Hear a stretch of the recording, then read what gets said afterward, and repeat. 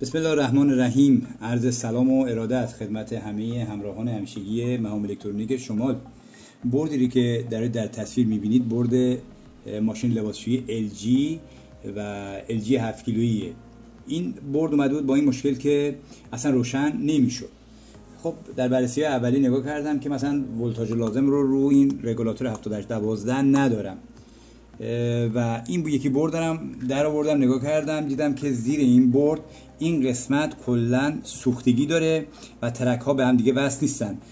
منم خب به این شکلی که شما دارید در تصویر میبینید اینا رو لیم کاری کردم و وارنیش گذاشتم که دچار اتصالی نشن و به هم دیگه اتصال دادم و دیدم که ولتاژ رو این رگولاتور 7812 دارم ولی رو این 7805 ندارم. خب من رگولاتور 7805 رو تعویض کردم، این مشکل پیدا کرده بود، این رگولاتور تعویض شد، الان 5 ولت هم روی این رگولاتور من دارم.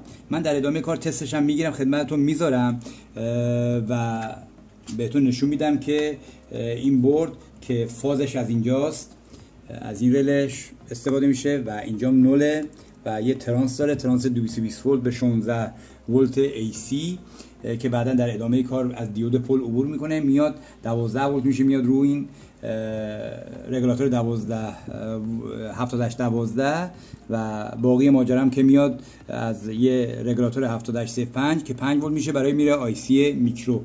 خب من اینو به لامپ میزنم، نگاه کنین برقم زدم، الان اینجا من میذارم رو برق DC من، نگاه کنین این صدا به خاطر اینکه سنسورها وصل نیستن به خاطر همونه، این صدا به خاطر اونه. این رگولاتوره و اینجا من باید 75 ولت رو داشته باشم.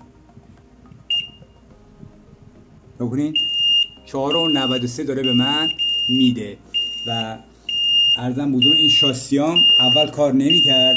این شاسی رو من الان این شاسی داره کار میکنه، شاسی ها همه مرتب داره کار میکنه و مشکل این بردم الان حل شده و این برد میتونه که بره روی ماشین لباسشویی نصب بشه و مورد استفاده قرار بگیره. امیدوارم این ویدیویی که بنده براتون آماده کردم مورد پسندتون واقع شده باشه. تا یه ویدیوی دیگه، بدرود.